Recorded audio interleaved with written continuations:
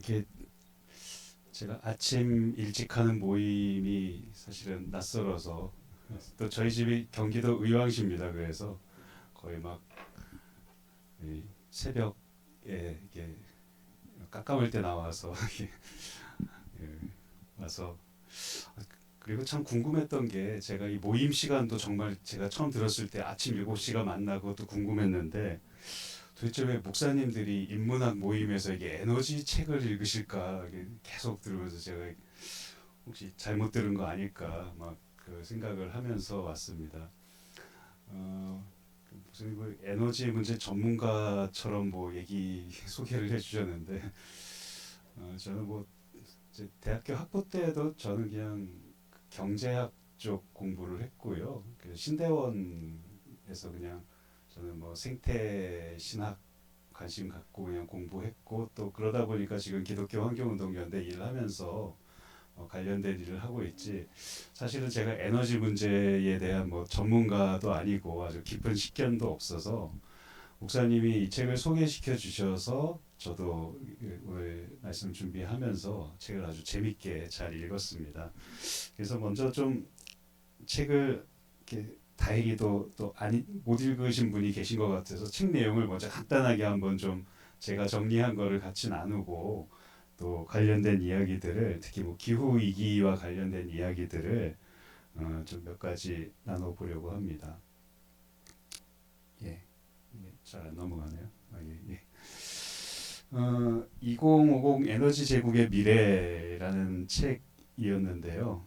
보니까 아주 정말 재밌게 읽었습니다. 이 책이 3부로 구성되어 있는데 1부는 이제 석유와 관련된 특히 화석 에너지에 대한 그런 에너지의 이야기를 하고 있고 2부에서는 이제 이 화석 에너지를 이제 대체할 이제 재생에너지에 대한 얘기들을 하고 있고 마지막으로 3부에서 탄소 중립이라는 이 화두 속에서 앞으로 이 에너지 관련된 어떤 변화들이 있을까 이런 것들을 예측하는 글을 쓰셨는데 일단 보니까 저자분이 전부 다 에너지 전문가입니다. 그래서 에너지 기업에서도 일하고 계시고 공기업에서 일하고 계셔서 상당히 에너지 전문가의 입장에서 이게 글을 쓰셨는데 근데 보니까 책은 아주 막 술술 읽히는 정말 쉽게 글을 쓰셨더라고요. 요새 이게 좀 컨셉이 그 좀 팔리는 좀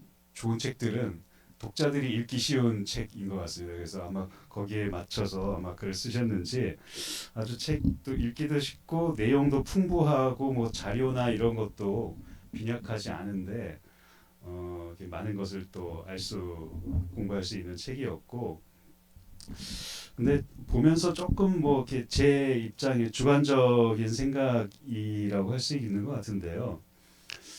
어쨌든 이 두 분이 에너지 전문가다 보니까 에너지의 입장에서 뭐 기후 위기나 이런 것들을 얘기하시다 보니까 아무래도 또 너무 또 좀 투자와 기술이 모든 문제를 해결할 것처럼 막 얘기하시는 그런 지점에서는 좀 살짝 저는 좀 생각이 너무 좀 낙관적이지 않은가 그런 좀 생각도 들었고 그리고 뭐 기후 위기를 에너지 문제로만 일단 좁혀서 보고 계셔서 또 그런 부분이 너무 좀 단순하게 이 기후 위기나 에너지 문제를 접근하고 계신 건 아닌가 좀 그런 아쉬움은 들었지만 전반적으로 봤을 때 책은 너무 이렇게 많은 도움이 됐고 거기 나온 자료들이 앞으로 또 저한테도 큰 도움이 되지 않을까 그런 생각을 했습니다.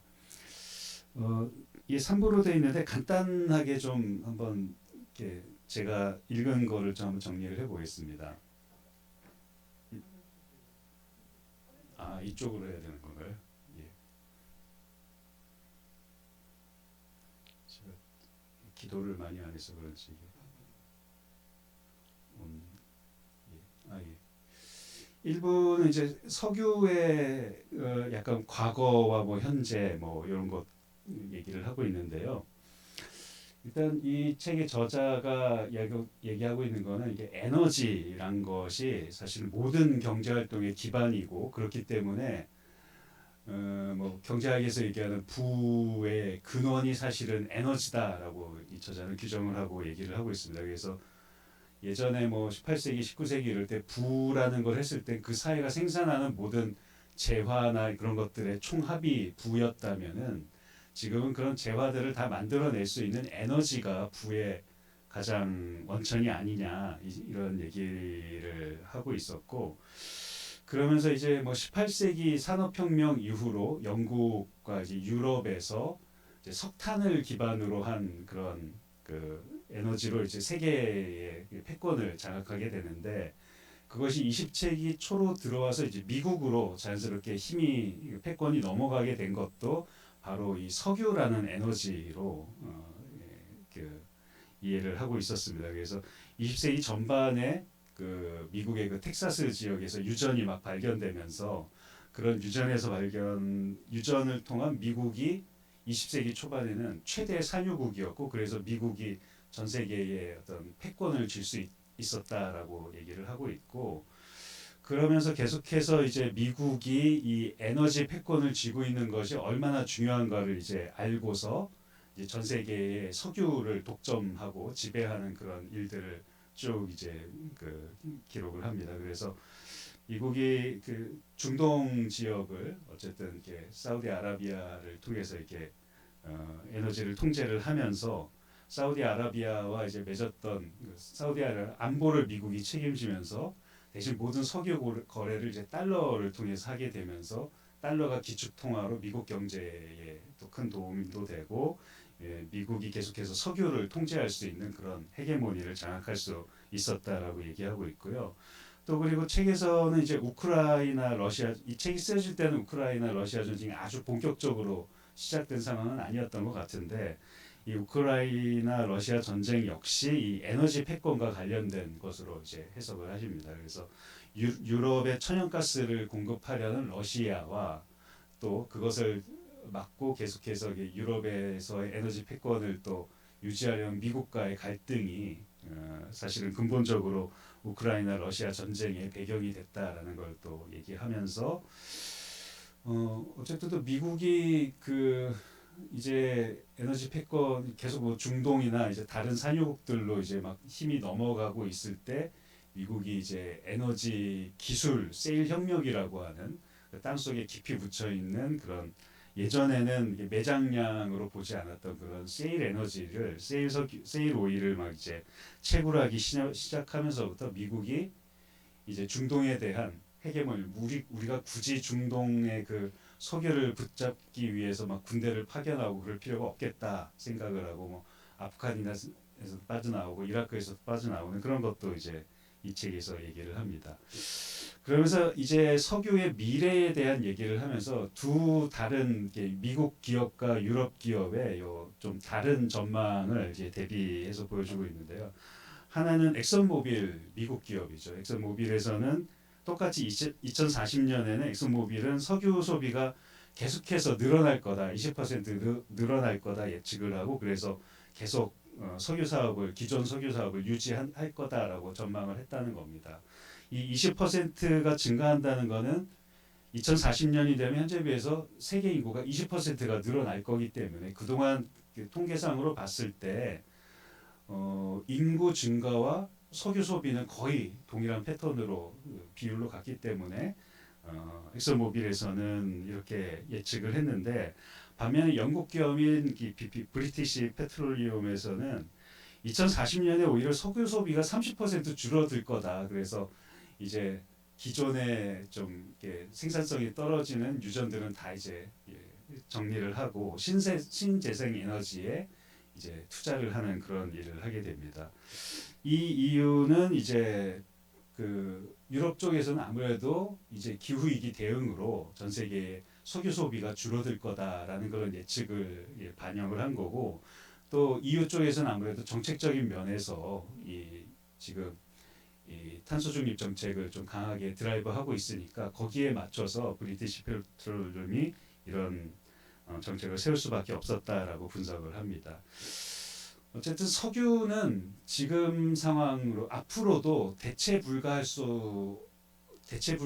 자원이다라고 얘기를 합니다. 예를 들어서 뭐 석유가 단지 뭐 연료로 사용되는 것뿐만 아니라 우리가 입고 있는 옷, 플라스틱 제품, 뭐 사실은 또 그 저희가 먹는 농산물을 또 기르는 뭐 그런 것으로도 사실 석유 모든 것이 이게 우리가 물에 사는 물고기처럼 석유에 사는 저희가 의존을 하고 있기 때문에 뭐 뒤에 좀 나오지만 석탄과 뭐 그런 것과는 다르게 이 석유로부터는 이게 완전히 이제 벗어나지는 쉽지 않을 거다. 근데 석유는 한정된 자원이니 그 고갈에 또 이게 가격 인상에 대비를 해야 된다. 이런 얘기를 1부에서 얘기를 하고요.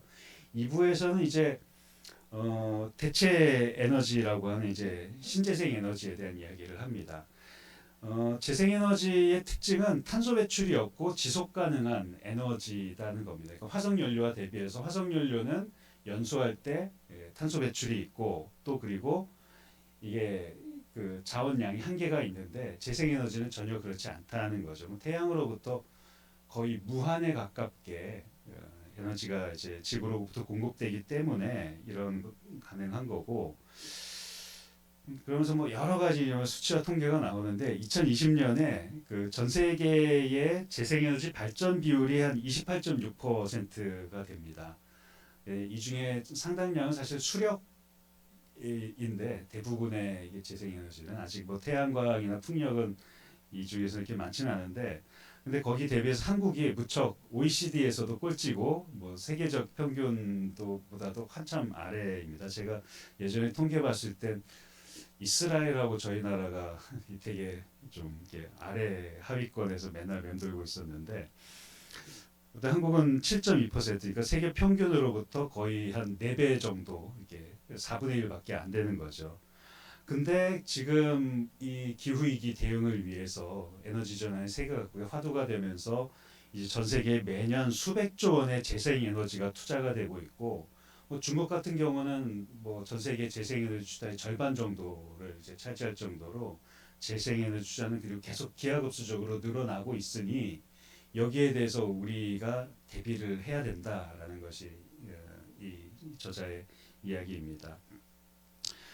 그리고 유럽이 사실 기후 변화나 이런 기후 위기 대응에 적극적으로 나서고 있는 이유도 유럽의 산업 구조나 또 유럽의 그 정부들이 예전부터 이 기후 위기에 대응한 재생에너지로의 전환을 오래전부터 준비해 왔기 때문에 지금 유럽이 이런 기후 위기 상황 속에서 재생에너지 산업의 헤게모니를 장악해서 전 세계에 다시 좀그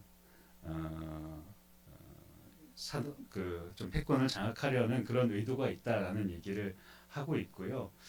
그러면서 이제 그런 것 아무튼 유럽의 재생에너지 산업이 이렇게 두각을 나타내고 있는 것은 정책적인 그런 지원과 함께 또 유럽 사람들에 대한 기후위기 인식이 확실히 좀 다르다라는 이야기를 하고 있습니다. 뭐 좀 다른 얘기인데 이번 9월 말 10월 초에 아시아 교회 협의회가 인도에서 있었습니다. 그래서 저희 기독교 환경운동 연대에서도 저희 집행위원 한 분이 아시아 교회 협의회에 참석해서 뭐 대화마당 하나도 진행하고 그랬었는데 근데 가서 이게 아시아 교회 협의회 분들하고 이제 얘기를 하니까 작년에 세계 교회 협의회 갔을 때 유럽하고 분위기가 너무 다른 거예요. 환경 문제에 대한 특히 기후 위기 문제에 대해서는 이게 그냥 뭐 플라스틱 줄여야 되지 않나 이게 되게 개인적인 실천으로만 생각을 하시고 또 저희가 요즘 화두가 되고 있는 이게 후쿠시마 방사성 오염수 문제를 얘기했는데 아시아 지역 사람들이 대부분 다 모르고 계시더라고요. 그 일에 대해서 조금 알고 있는 분은 뭐 저기 일본이나 뭐 대만 정도고 나머지 뭐 필리핀 많이 안 오셨다고 하고 인도 저쪽은 일단 멀리 떨어져도 있으니까 일본이 그런 걸 하고 있나 뭐 자기네는 잘 모르겠다 뭐 그런 식의 얘기를 하셨다는데 어쨌든 지금 뭐 그 기후 위기에는 피해는 아시아 국가들이 많이 보고 있는데 오히려 기후 위기 인식과 이 문제에 대한 깊은 이해는 오히려 유럽 쪽 분들이 상당히 많고 작년에 그 세계교회 협의회 독일의 칼스루에 갔을 때 상당히 좀 느꼈던 것 같습니다. 아무튼 제가 그 재작년에 이제 그 윤석열 정부 출범하기 전에 이제 문재인 정부 때는 이제 그 기후 위기 대응하는 탄소중립위원회가 있었고 탄소중립위원회에 이제 정부 관계자와 이제 재계 관계자 그리고 시민사회 대표들도 함께 들어가서 탄소중립위원회 활동을 해서 저희가 그 활동을 좀 옆에서 많이 지켜봤는데 탄소중립위원회에서 어떤 걸 했냐면 우리나라가 이제 탄소중립으로 가기 위해서 어떤 산업에서 그럼 얼마만큼 탄소 배출을 줄여야 되는가 그 얘기를 계속했는데 시민사회 단체들은 사실 당위성을 갖고 이게 참석을 하잖아요. 여기에서 가서 무조건 우리 많이 줄여야 돼 막 그런 얘기를 해야겠다고 들어가신 분들이 회의를 몇 번 하고 오니까 이제 좀 정부하고 또 재계 관계자들하고 얘기를 하니까 아 이게 우리 생각처럼 현실이 녹록하지 않다 그런 판단들을 또 많이 하시더라고요. 그래서 특히 우리나라의 산업 구조가 유럽하고 너무 다르기 때문에 유럽은 제조업이 뭐 20%다 미만인데 우리는 뭐 28%뭐 지금 나오는데 제조업 비중이 높은 데다가 이 제조업이 전부 다 이제 뭐 그 제철, 뭐 중화학공업 이런 것들이 많으니까 어쨌든 이게 에너지가 많이 필요한데 이거를 탄소 중립으로 가기에는 이게 너무 상황이 좀 쉽지 않구나 막 그런 얘기를 전해 듣고서 이게 아무튼 현실과 이상의 이 간극이 쉽지 않다 이런 얘기 생각을 했었는데 이 책에서도 그런 내용을 얘기를 하고 있고요. 그러면서 이분이 이제 재생에너지는 아니고 수소는 이제 신에너지로 구분이 됩니다. 신에너지에서 이 수소가 역할을 좀 중요하게 생각을 하시는 것 같았습니다. 특히 재생에너지가 간헐성이라고 해서 예를 들어서 태양광은 낮에만 이제 전력 생산이 되고 밤에는 이제 뭐 쉬는 거죠. 풍력 발전은 이제 바람 불 때만 발전이 되고 바람이 없으면 터빈이 돌지 않으면은 이게 전기 생산이 안 됩니다. 그런 거를 이제 간헐성이라고 하는데 그래서 그 공백을 이제 메꾸기 위해서 이게 전기는 사실 뭐 24시간 저희 공장 같은 데 사용하잖아요. 그래서 똑같이 전기가 필요한데 어떨 때는 많이 공급이 되고 어떨 때는 적게 공급이 되는 그 간헐성 문제를 해결하기 위해서 이제 물을 전기 분해해서 수소를 만들어서 이제 그린 수소를 만들어서 그걸 다시 전기가 필요할 때 전기로 활용하는 그런 에너지 캐리어 기능에 대한 얘기를 하십니다. 에너지 캐리어 기능을 하는 거는 뭐 수소뿐만 아니라 여러 가지가 얘기되고 있는데요. 그래서 양수 발전 같은 것이 또 그런 겁니다. 그러니까 저지대에 있는 물을 끌어올렸다가 이제 하부댐에 있는 물을 상부로 전기가 많을 때 올렸다가 다시 이제 하부댐으로 내려보내면서 이제 수력 발전을 하는 그런 것도 이제 에너지 캐리어 기능인데 근데 이 수소가 여러 가지 딜레마를 갖고 있다는 겁니다. 그러니까 수소를 만들기 위해서는 이게 오히려 화석 연료를 이렇게 가공을 해서 수소를 만들어야 하는데 그 과정에서 이산화탄소가 더 많이 발생을 한다는 거죠. 5배 정도 발생을 한다는 거죠. 그래서 제일 좋은 거는 이제 그린 수소라고 해서 물을 전기 분해해서 이제 얻는 수소인데 실제 수소 이 전기 분해해서 얻는 이 그린 수소는 양이 적고 지금 뭐 그나마 얘기하고 있는 게 분류 수소 그러니까 천연가스에서 수소를 수출하고 나머지 이산화탄소는 그 천연가스를 추출한 그 지하에 매장하는 이 방법으로 나오는 분류수소가 그나마 대안이 되지 않겠냐 해서 이뭐 호주나 중동 쪽은 땅이 넓으니까 뭐 거기는 뭐 재생에너지 그 패널을 깔아도 뭐 우리나라의 뭐 몇백 배, 몇천 배를 깔 수 있으니까요. 이제 그런 곳에서 이제 수소를 생산해서 분류수를 또 천연가스를 또 분해해서 생산을 해서 그거를 아시아 특히 한국과 일본에 수출할 계획을 세우고 있다. 그런 얘기를 이 책에서 또 얘기하고 있고요.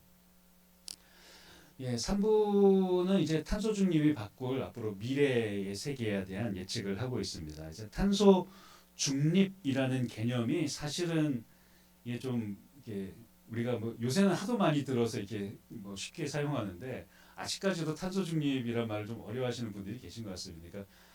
그러니까 이산화탄소를 배출 우리가 어쨌든 뭘 하다 보면 이산화탄소를 배출할 수밖에 없는데 산업 활동을 하다 보면 그거를 최대한 뭐 줄인다고 줄여도 나오는 양은 어떻게 할 거냐? 그거는 이제 흡수를 하거나 아니면 뭐 이렇게 뭐 그 숲을 조성한다거나 그래서 숲이 이산화탄소를 흡수하게 해서 이제 배출이 제로가 되도록 하는 걸 이제 탄소 중립이라고 하는 건데 실제는 뭐 탄소 중립은 되게 그 중간적인 개념이고 가장 좋은 거는 탄소 배출이 없도록 하는 거다라고 여기서 얘기를 하고 있고요. 그래서 탄소 배출량을 줄이기 위해서는 뭐 다른 방법이 없다. 재생에너지를 확대하는 것과 에너지 사용 자체를 줄이는 거고 두 가지 방법이고 에너지 사용을 줄이기 위해서는 에너지 효율을 개선하는 거죠. 뭐 지금 이 성학교에도 LED 등으로 바꾸신 것 같습니다. 근데 예전에 이걸 백열전구로 꼈으면은 전기 효율이 이것보다 훨씬 더 낮았겠죠. 근데 LED 등으로 바꾸고 뭐 저런 에어컨 같은 것도 어떤 요새 1등급 나오는 걸로 바꾸면 확실히 전기료도 줄어들고 효율을 높아집니다. 또 여담입니다만 그 강남에 사시는 이렇게 나이 많으신 이제 은퇴하신 분이 이렇게 뭐 얘기를 하다 보니까 자기 집에 전기료가 한 달에 막 100만 원씩 나오신다고 하는 거예요. 근데 남들도 다 그렇게 나오는 줄 알고 계시더라고요. 그래서 아니 도대체 집에서 뭘 하시는데 이렇게 전기료 이렇게 나오냐 해서 이렇게 봤더니 그분이 이제 모든 걸 정말 알뜰하게 사용하시는 분인데 에어컨을 40년 전에 나온 미국 에어컨을 집에서 이렇게 사용하고 계셨던 거예요. 근데 그게 거의 뭐 그 아파트 단지에 있는 에어컨 전부에 맞먹는 에너지를 이렇게 사용하고 있어서 그 잠깐 트는데도 전기료가 이렇게 막 누진돼서 이렇게 많이 나온다. 무슨 그 에어컨을 바꾸셨더니 전기료가 이제 뭐 한 달에 5만 원도 안 나오더라. 막 이렇게. 그러니까 좀 극단적인 예인데, 그러니까 이 효율 개선이 사실은 이 탄소 중립이나 에너지를 줄이는 데 상당히 중요합니다. 그래서 뭐 이따 잠깐 설명할 수 있는 시간이 있으면 말씀드리는데 지금 나눠드린 그 한국교회 2050 탄소 중립 로드맵에도 그 얘기가 나와 있는데요. 이따가 좀 다시 말씀을 드리고요. 어쨌든 지금 화석 연료 중에서도 가장 일단 석탄 발전을 없애야 된다라는 게 이분의 주장입니다. 왜냐하면 석탄이 그 화석 연료 중에서도 이산화탄소 배출이 가장 많고 그리고 이게 가장 매장량이 많기 때문에 석탄을 계속 쓰는 그 유혹을 벗어나기 위해서도 어쨌든 석탄 발전은 빨리 퇴출시켜야 된다라는 게 놀랍지만 이 에너지 연구자의 이야기고요. 그 재생에너지가 늘어난다고 석탄 사용이 줄어드는 건 아니다. 이건 정책적인 면이라는 거죠. 중국이 지금 전 세계에서 재생에너지 가장 투자 많이 하고 늘어나고 있는데 여전히 중국은 석탄 매장량이 많기 때문에 석탄 발전을 하기 때문에 중국이 석탄 사용이 많은 나라다라는 겁니다. 그러니까 이건 빨리 정책적으로 석탄 발전을 이렇게 벗어날 수 있는 것들을 해야 된다라는 거고. 그리고 이제 앞으로 당면한 이건 우리나라가 이제 조만간 이게 겪게 될 문제인데 탄소 국경 조정 이 제도입니다. 그러니까 아까 얘기한 대로 유럽에서는 이미 탄소 중립과 뭐 에너지 전환 이런 것들이 한 발 앞서 있기 때문에 자기네들은 그리고 또 제조업 이런 것들이 이렇게 크게 부담이 없기 때문에 탄소 배출이 많은 상품에 대해서 유럽 기준으로 이제 그 뭐 세금을 매기겠다는 거죠. 그러니까 탄소세를 이렇게 탄소 1톤에 지금 50유로 뭐 이렇게 얘기를 했다고 하는데, 그러니까 너희들은 한국에서 이제 뭐 수출을 하려고 뭐 자동차를 수출하려고 한국은 제철소에서 탄소 배출 많이 하고 그 강판을 사용한 자동차를 만들고 엔진 만드는데도 그거 주물하는데 탄소 배출 많이 했고 그러니까 근데 우리는 그런 걸 안 하려고 얼마나 지금 재생에너지 투자를 많이 했는데 한국은 그런 거 안 하고 물건 싸게 파는 거는 우리는 받아들일 수 없대. 그만큼 세금을 더 내라. 그게 조정 제도인 거죠. 그리고 또 사실은 미국은 이렇게 모든 걸 이제 디지털 컨텐츠 사업으로 이제 막 전환을 해서 산업을 고도화시켜서 실제 제조업의 또 비중이 이제 낮다는 겁니다. 그래서 우리가 잘 아는 미국 기업 대부분 다 뭐 애플, 구글 뭐 제조업체가 아니잖아요. 제조 공장은 다 중국이나 뭐 대만, 우리나라 이런 데 두고 자기네들 컨텐츠로 이제 IT 뭐 이런 걸 인공지능 이런 걸로 이제 돈 버는 회사들인데 그만큼 선진국들은 이미 이 탄소 중립에 대한 준비와 대비와 이런 것들을 또 자기네들 유리하게 여러 가지 국가 제도를 만들고 있는데 제일 문제는 사실 우리나라, 중국 뭐 이렇게 이런 또 일본은 조금 뭐 더 다르지만 일본 같은 이 제조업 중심의 아시아 국가들이 사실은 여기에서 눈치를 볼 수밖에 없는 상황이다라는 겁니다. 음, 그리고 뭐 결론적으로 탄소 배출과 감축한 사회적 수용성이 더 확대돼야 된다라는 게 이 저자의 이야기이고요. 그래서 아까 말씀드린 한국교회 탄소 중립 로드맵이라는 걸 저희가 작년에 그 여러 교단과 또 한국 기독교 교회 협의회하고 저희 기관인이 같이 해서 이걸 만들었습니다. 만들어서 그 발표를 했는데 사실 이렇게 별로 교회에서 관심이 없으시더라고요. 이게 그래서 저희도 당황하고 있고 막 그런데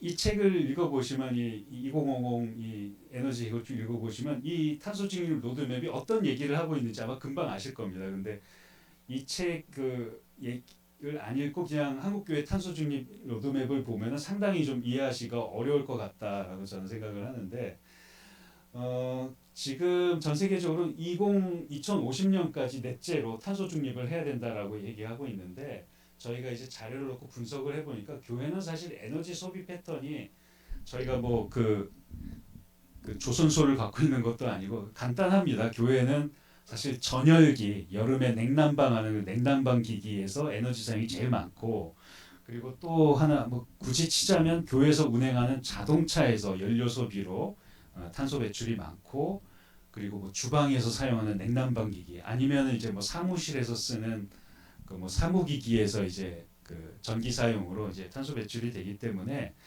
교회는 이게 그 저희가 뭐 기후환경 네트워크나 이제 정부 기관하고도 그거를 좀 상의하면서 얘기하면 교회는 사실은 탄소 중립하기 되게 쉽다 간단하다 그 얘기를 합니다. 그래서 저희가 2050년까지 안 가고 우리 2040년에 한국 교회가 탄소 중립을 할 수 있는 그 로드맵을 만든 건데 간단합니다. 그 교회가 에너지 사용하고 있는 건 세 가지로 저희가 나누는데 좀 직접 배출 부분은 그러니까 교회가 직접 연료를 사용하는 부분입니다. 석유, 석탄, 시골 교회 가면 또 나무 떼시잖아요.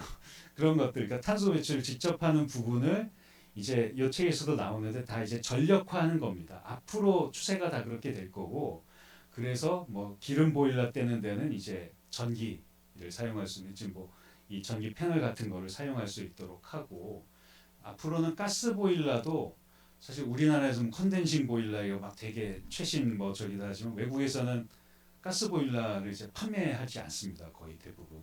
그러니까 뭐 그 히트 펌프라고 해서 지열하고 여러 가지 복합적인 거를 사용하는 것만 이제 신규 설치가 가능하고 일반 가스 보일러도 이제 그막 판매 금지를 하는 그 유럽은 그런 추세인데 그만큼 이제 모든 에너지가 이제 전기로 이제 전환이 돼야 됩니다. 근데 우리나라의 문제는 이 책에서도 여러 번 나오겠지만 우리가 사용하는 전기의 3분의 1은 핵발전소에서 나오는 거고 한 뭐 그 40% 정도는 석탄 발전소에서 나오는 거고 지금도 막 석탄 발전소 짓고 있거든요. 그리고 또 그 나머지는 이제 뭐 가스 발전소나 뭐 재생에너지 아까 7%뭐 그 정도밖에 안 되는 거니까 그렇습니다. 그러니까 사실 우리가 전기로 다 바꾼다고 해도 탄소 배출은 공장에서 하고 있는 거죠. 발전소들에서. 그래서 그 탄소 배출을 그럼 우리가 모른 채 할 거냐? 그건 안 되겠다. 그걸 간접 배출 부분으로 나서 아까 얘기한 대로 전기 소비를 줄이자. 교회에서 해마다 2%씩만 우리 전기를 줄이니까 저는 계속 그 얘기하는데 이제는 교회 주보에 이번 달엔 우리 교회가 전기 얼마 썼습니다. 고지서 나오는 거를 그대로 이제 복사해서 붙여놔야 됩니다. 그래야 교인들이 또 목회자분도 이렇게 관리하시는 분도 관리 집사님들도 어떻게 하면 전기를 줄일 수 있을까 이제 그 고민을 하게 되는 거죠. 올해는 뭐 2월 달에 예를 들어서 뭐 500kg 썼는데 그러면 2% 줄여야 되니까 다음에는 그럼 400 뭐 80kg로 이게 줄여야 됩니다. 뭐 그런 얘기들을 계속 해야 된다는 거죠. 그리고 그 동시에 이제 그 저희가 이제 탄소 중립을 해야 되니까 어쩔 수 없이 배출되는 이 탄소 부분을 상쇄하기 위해서는 이제 재생 에너지 설비를 교회에서 직접 만들어서 그만큼 이 재생 에너지로 하면 이제 탄소 배출을 하지 않는 전기가 되니까 그만큼 이제 교회에서 사용되는 전기를 재생 에너지로 이제 사용할 수 있도록 하고 그래도 또 교회에서 그 탄소 배출이 됩니다. 이게 종이를 사용하거나 이런 물건들 다 사실은 폐기하고 구매할 때 이제 탄소 배출이 되는 거여서 그런 부분은 교회가 숲을 조성해서 흡수원을 만들어서 이제 그 상쇄를 하자. 그러면 그 노력을 차근차근 한 해마다 2%씩 3% 그 예산 적립해서 교회 리모델링하고 하면 2040년까지 충분히 할 수 있다라는 게 그 한국교회 탄소 중립 로드맵의 내용이고, 그걸 보여주는 표가 이겁니다. 그러니까 빨간 부분이 직접 배출, 주황색이 간접 배출, 노란색이 기타 간접 배출인데, 기타 간접 배출 부분은 그렇게 줄지 않습니다. 이거 거의 교회에서 막 크게 막 종이를 이렇게 펑펑 쓰는 것도 아니고, 또 그리고 간접 배출 부분이 그렇게 많이 줄지 않는 것은 그 직접 배출 부분이 간접 배출 부분으로 다 이제 전기 전력화를 하면서 이전이 되기 때문인데, 오늘 뭐 주제는 이건 아니니까. 그리고 저 파란 부분이 이제 상쇄를 재생에너지 설비를 하고 또 이렇게 흡수원을 조성해서 상쇄할 수 있는 부분이어서, 제가 보니까 어쨌든 2040년째 그 교회가 조금만 관심을 가지면은 탄소 중립을 하고 하는 거는 쉽지 간단하겠다, 어렵지 않겠다 생각을 하고, 이런 것들을 좀 교단에서 정책적으로 좀 할 수 있도록 준비를 하고 있습니다. 시간이 생각보다 빨리 가네요. 그래서 제가 이 책을 읽으면서 몇 가지 좀 생각나는 것들도 같이 읽어보시면 좋을 책들 좀 몇 권 더 이렇게 좀 안내를 해드리면 어떨까 준비했습니다. 첫 번째 홍정호 박사님이 이제 서울대학교 환경대학원 교수님이고 경제학 박사님이신데, 특히 환경 경제학을 이제 얘기하시는 분입니다. 기후위기 부의 대전환이라는, 아니 왜 저분이 저 부의 대전 부라는 말을 언급하는 거고 저 책을 낸 것이고 좀 사실은 깜짝 놀랐는데, 역시 요 제국 2050 에너지 제국과 마찬가지로 대중들을 위해서 좀 쓰신 책 같더라고요. 문체도 아주 쉽고 그래서. 그리고 지금 요 책의 그 2050 에너지 제국의 3부가 약간 좀 미래에 대해서 얘기하다가 뭔가 좀 흐지부지 끝난 좀 느낌이 있었는데, 그 3부를 보완해주기 위해는 이 기후위기 부에 대전한 책이 아주 좀 좋은 책 같습니다. 그래서 기후위기가 경제성장에 우리나라에서는 아주 기회가 될 수 있다라는 얘기를 여러 가지 또 사례와 근거를 통해서 얘기하시고, 그래서 근데 저는 약간 너무 희망이 있으면 이렇게 또 불안해지고 그래서 너무 막 희망만 얘기하셔서 이게 좀 오히려 좀 불안하다 막 그런 얘기를 하는데, 어쨌든 경제학자가 이게 그냥 환경 얘기하시는 분이 뭐 저 같은 사람이 막 당위적으로 막 이렇게 창조 세계를 지켜야 돼 뭐 이런 얘기하는 게 아니라 경제적인 논거로 이런 얘기를 하니까 상당히 설득력이 있고, 아주 또 글이 쉬워서 참 좋은 책입니다. 지금부터 조금 이제 뭐 약간 이게 센 책들인데, 이 책은 한번 읽어보시면 좋을 것 같습니다. 그 지구 한계 경계에서라는 책인데, 저기 스웨덴인가 저기 그 생태학자가 쓰신 책입니다. 이 책의 특징, 이 책의 핵심이 뭐냐면은, 사실 경제학에서는 지구가 계속 그 자원을 갖다 쓸 수 있는 공간, 무한한 공간이라고 전제를 하고 있거든요. 근데 이 책에서는 아니다, 지구가 무한하지 않다라는 걸 과학적으로 증명한 책입니다. 그래서 지구에 한계가 있다. 대기도 한계가 있고 해양도 지속 가능의 한계가 있고, 그리고 뭐 생물 다양성 이런 다 한계가 있다. 대기의 한계가 지금 우리 기후 위기인 거죠. 대기에서 200년 동안 우리 막 석탄 막 사용하고 이산화탄소 내뿜었더니 기후 위기로 이게 돌아오는 것, 이런 것들을 봤을 때 지구도 분명히 한계가 있다라는 것을 한 과학적으로 증명한 책이고, 사실 이 책으로 전통 경제학의 전제가 붕괴해버린 겁니다. 무한한 생산, 무한한 소비 이런 건 불가능하다라는 게 증명이 된 거고, 그래서 요새 이 책과 함께 봐야 될 책이 도넛 경제학이라는 책입니다. 이 책은 도넛 경제학이라는 책은 그래서 지구 한계를 넘지 않는 이 지구의 이 한계 안에서 우리가 어떻게 경제 생활을 할 수 있을 것인가에 대한 내용을 담은 책이고, 그래서 이 도넛 경제학을 지금 이 기후위기 같이 하고 있는 쪽에서는 21세기의 기후위기 시대의 경제학 교과서다라고 얘기를 하고 있는데, 아주 의미 있는 책이고요. 또 그 한 가지 좀 저는 뭐 기후위기, 특히 에너지 부분에서 좀 아까 사실 하고 싶었던 얘기는, 에너지 이 사실 이그 2050 그 에너지 제국에서 이야기하고 있지 않는 에너지가 사실 이 추출되는 과정에서 상당히 뭐 여러 가지 환경 피해도 있고 또 지역 사회와 또 여러 가지 갈등의 원인이 되고 있는데 그런 얘기는 사실 책에선 언급되고 있지 않아서 그런 얘기를 조금 들을 수 있는 책이 이 공유지의 약탈이라는 책 같습니다. 이 책은 이제 경제학이 어떻게 지구를 이렇게 파괴했는가에 대한 그런 이야기인데요. 그 80년대 마가렛 대처하고 이제 로널드 레이건 대통령이 있을 때 영국의 마가렛 대처가 이제 모든 가격이 있는 건 선한 거고 가격이 없는 거는 나쁜 거다 그래서 이제 모든 것을 다 이제 그 국유화돼 있던 기업들을 다 이제 사유화 이제 민간 기업으로 다 이제 바꿔 나갑니다. 그게 이제 신자유주의의 핵심이었는데 그러니까 신자유주의의 핵심은 공공이 갖고 있는 거를 다 이제 사유화 시키는 겁니다.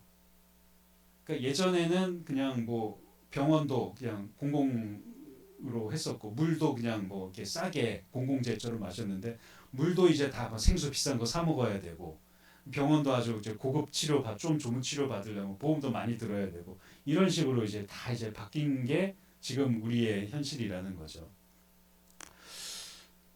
근데 이게 그 공유지라는 게 사실 그 경제학의 게임 이론에서 나오는 건데 이런 겁니다. 이렇게 마을 공동이 사용하는 땅이 있고 거기에 이제 풀들이 자라는데 내가 이제 각각 집마다 양을 갖고 있어서 사실은 예전에는 번갈아 가면서 뭐 한 달은 첫 번째 달은 이 목사님, 두 번째 달은 김 목사님, 세 번째 달은 이렇게 한 달씩 이제 공유지를 그 초지를 사용을 했는데 어느 날 한 사람이 나 이제 그런 거 몰라. 나는 그냥 1년 내내 이 풀 우리 양 다 먹일 거야 하면 그 집 양만 이제 살이 찌고 그 사람은 되게 이익을 보는 거죠. 근데 마을에 이제 그 결속력은 깨지고 이제 그 한 사람이 그렇게 하면 다른 사람들이 저 사람이 저니까 나도 저래야지 이게 룰이 깨지면서부터는 이제 정글이 돼서 그 공유지가 다시는 풀이 자라지 않는 황무지가 되어버린다라는 겁니다.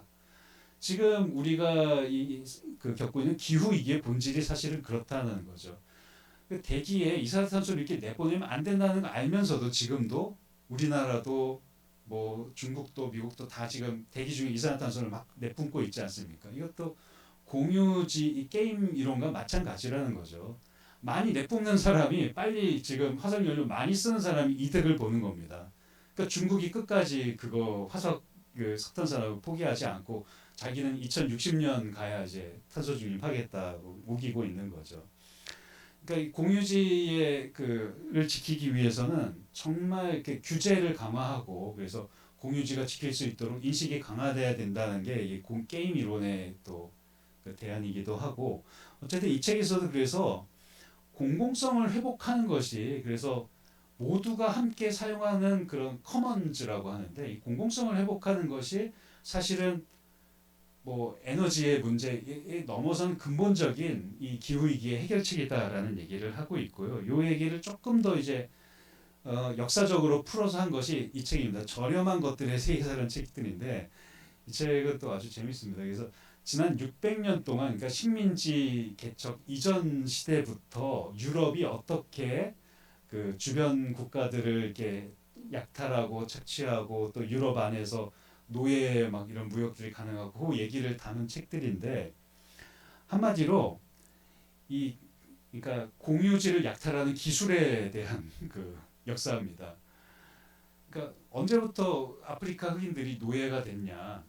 그 아프리카 흑인들은 미개하고 이게 아주 막 뭐 문란하고 그렇기 때문에 저 사람들은 막 잡아다가 써도 돼 동물처럼 취급해도 돼라고 자기네들이 규정하고 이제 아프리카 사람들이 이제 노예로 삼았다라는 거죠. 그러니까 약탈을 할 때는 뭔가 이렇게 뭐 이렇게 약간 그런 홍보를 해야 되는 거죠. 이렇게 저거는 아주 나쁘고 저건 아주 수준 낮고 그러니까 우리가 그 약탈할 수 있어라는 근거를 마련한 후에 그런 것들을 한다는 겁니다. 그런 것들이 이제 남성의 여성의 가사노동에 대해서도 있었고 또 아무튼 뭐 자연에 대한 착취도 이런 절차를 이런 방식으로 이제 해결됐고 그래서 이 책에서는 이제 그런 역사적 근원이 다 이제 밝혀졌으니 이거를 어떻게 보상할 것인가를 우리가 같이 얘기해야 된다. 이 얘기를 아주 사실 이게 심각한 얘기인데 그 얘기를 하는 겁니다.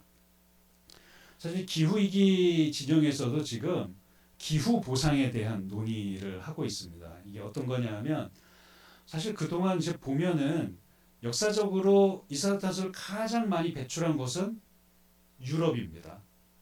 근데 현재 이산화탄소를 가장 많이 배출하고 있는 곳은 중국이고요.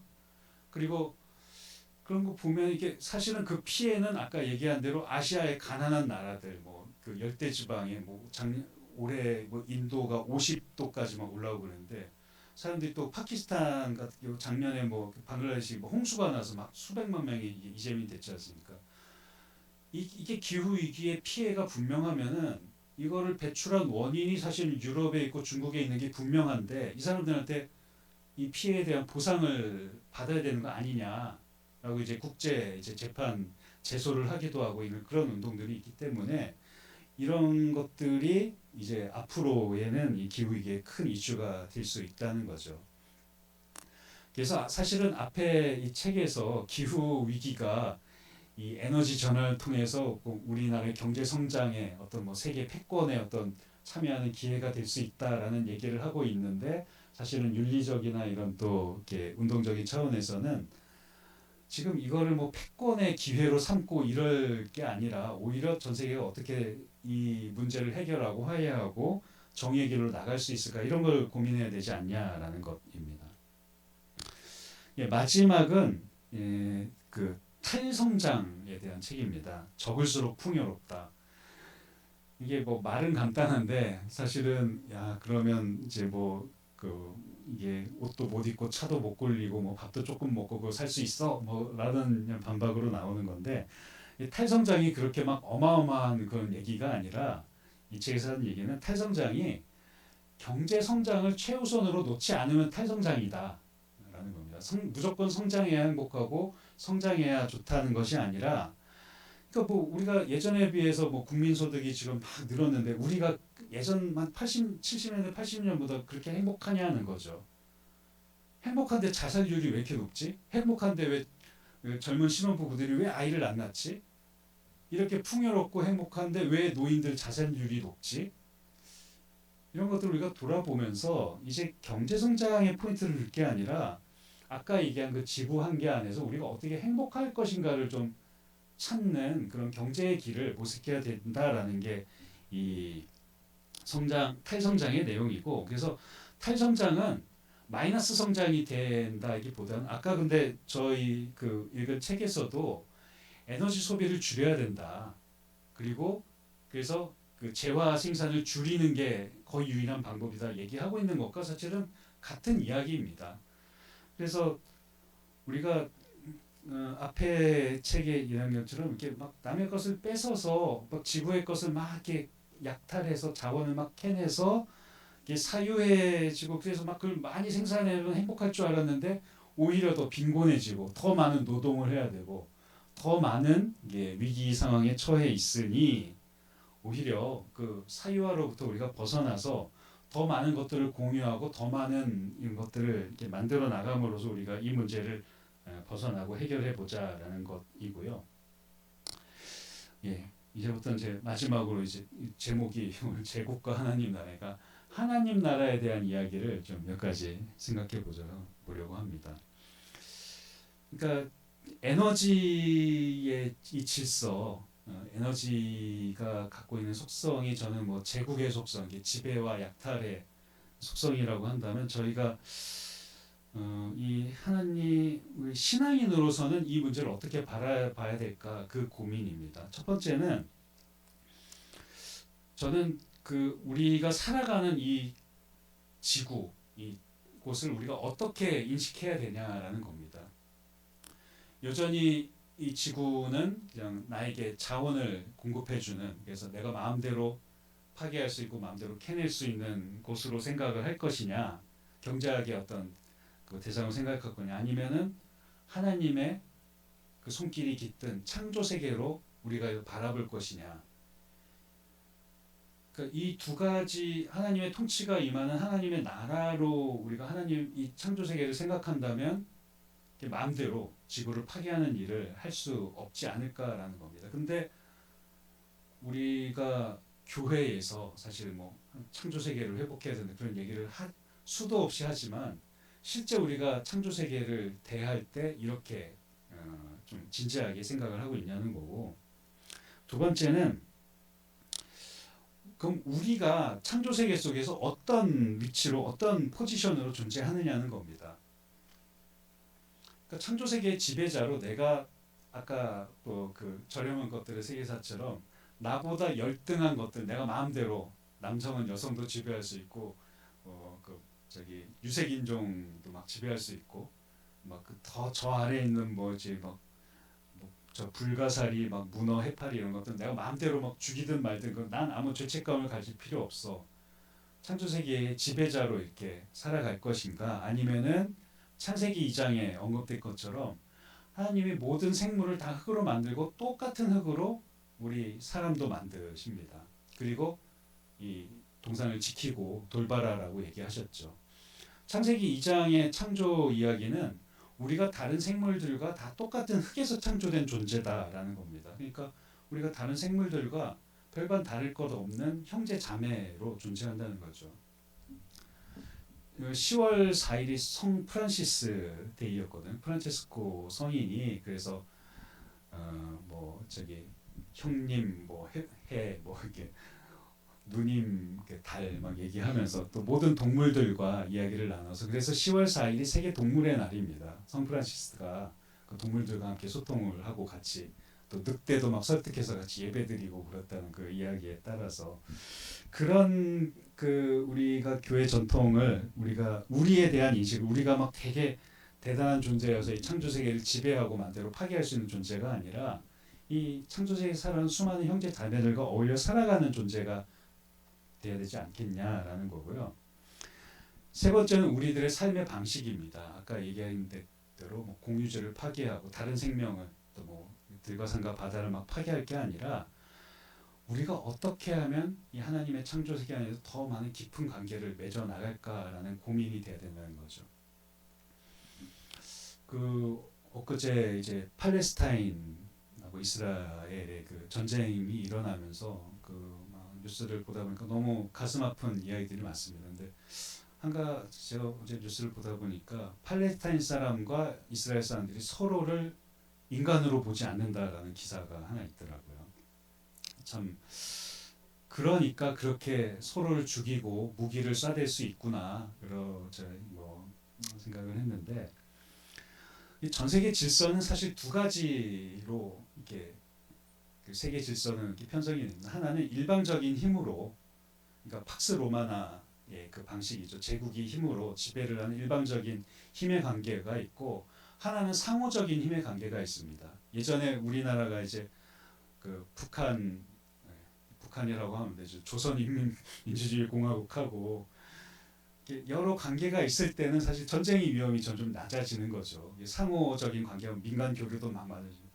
지금 사실 뭐 그 우리나라에 전쟁이 일어나지 못하는 이유도 지금 한국에 외국 사람들도 많이 와 있고 막 그러니까 뭐 북한도 여기다 막 미사일 마음대로 못 쏘는 거죠. 중국 사람들도 막 와 있고 러시아 사람들도 와 있고 그러니까 상호 의존성을 높이는 게 사실은 저는 창조 세계의 가장 근본이고, 그래서 그 JPIC라고 예전에 그 J는 이제 정의, P는 피스 평화, IC가 인티그리티 오브 크리에이션의 약자인데, 인티그리티 오브 크리에이션이 창조 세계 온전성이라는 그런 의미인데 그거를 창조 질서의 보존으로 사실 그때 번역을 하셨는데, 이 창조 세계 온전성의 핵심이 바로 이 상호 의존성입니다. 그러니까 우리가 선교적 목적으로 삼아야 될 것이 이 세상의 정의를, 이 세상의 평화를, 그리고 이 세상의 상호 의존성을 늘려 나가는 것이 돼야 된다는 게 사실은 이 기후 위기 문제에 있어서도 중요한 거고요. 이건 아까도 얘기한 것처럼 우리가 다른 이제 세계를 바라볼 때 그것을 지배하고 점령할 식민지의 관계로, 힘의 관계로 맺을 것인지, 아니면 우리가 함께 살아가는 공유의 관계로 해야 될지. 이 바다가 사실은 또 공유지인데, 대표적인 바다는 뭐 국경을 그어놓는다고 해서 뭐 바닷물이 이 바다 저 바다 달라지는 것이 않지 않습니까? 전 세계 바다는 사실 다 똑같은 하나의 바다인데 거기다가 핵 폐기수를 버린다, 나의 이익을 위해서 공유지에 쓰레기를 갖다 버리는 일이죠. 이런 인식들이 과연 가능한 것이냐. 우리나라도 사실은 핵발전소에 나온 삼중주소를 바다에 막 갖다 버리고 있는데 이런 것들 우리가 좀 어떻게 돌아봐야 될 거냐 하는 겁니다. 마지막으로 저는 제국과 하나님 나라의 질서의 가장 큰 특징은 제국은 순응하는 겁니다. 제국의 질서에 순응하는 거고 순응하도록 또 힘을 이렇게 하고 또 풍요를 막 제공하죠. 근데 하나님 나라는 저는 전환하는 곳이라고 생각합니다. 그 사도 바울이 로마서 12장 2절에서 너희가 변화를 그 세상의 풍조를 따르지 말고 변화를 입어서 하나님의 선하시고 기뻐하고 온전한 무엇인지 분별하라라고 얘기를 하고 있죠. 전 사실 이 말씀을 그냥 흘려 들었는데 어느 날 이렇게 보다 보니까 저는 그동안 하나님의 뜻을 알게 되면 내가 변화되는 거구나 생각을 했는데 사도 바울은 반대로 얘기를 하고 계시더라고요. 변화를 입어야 하나님의 뜻을 알 수 있다라고 얘기를 하고 있더라고요. 이 로마서 12장에서 사용된 단어가 이 변화라는 단어가 메타노니아입니다. 메타노니아는 영적인 그리고 정신적인 육체적인 모든 것들의 그 변화. 그래서 오히려 저는 전환이라는 단어가 더 적절하지 않나 생각을 하는데 작년에 세계교회협의회 총회가 끝나고 나서 성명서 4개가 공식 성명서가 채택됐습니다. 그 중에 하나가 이 살아있는 지구 행성이라는 그래서 기후 위기에 대한 그 정의와 평화를 추구해라라는 이 성명서가 채택이 있는데 그 성명서에서 우리가 추구해야 할 것은 메타노니아다라고 얘기를 하고 있습니다. 그냥 그 변환이나 전환이라고 쓰지 않고 이 헬라어 메타노니아를 그대로 표현을 썼더라고요. 저는 아마 이것이 메타노니아라는 단어가 영어 단어에도 뭔가 적절한 번역이 없고 우리 말로도 좀 적절해서 메타노니아를 이렇게 썼지 않나 생각을 했는데 결국 저희 신앙인들이 그 하나님 나라를 살아가는 사람들이 계속 뭔가 어떻게 이 기존의 체제 질서로부터 더 나은 그리스도의 길을 따라갈 것인가를 고민하고 먼저 우리가 전환의 자리로 가 있을 때 우리가 하나님의 뜻을 거기에서 발견하게 됐다고 얘기한 것이 아닌가 생각을 하면서 이 에너지의 문제에 있어서도 우리가 어떻게 하면 하나님 나라의 하나님 주권을 선포하는 그런 에너지의 세계를 만들 수 있을까? 아무래도 이 화석연료 중앙 집중적이고 또 많은 피해를 만드는 화석연료보다는 재생에너지가 더 이 하나님 나라의 에너지에 가깝지 않을까 생각을 하면서 오늘 이야기 이렇게 마치도록 하겠습니다. 감사합니다.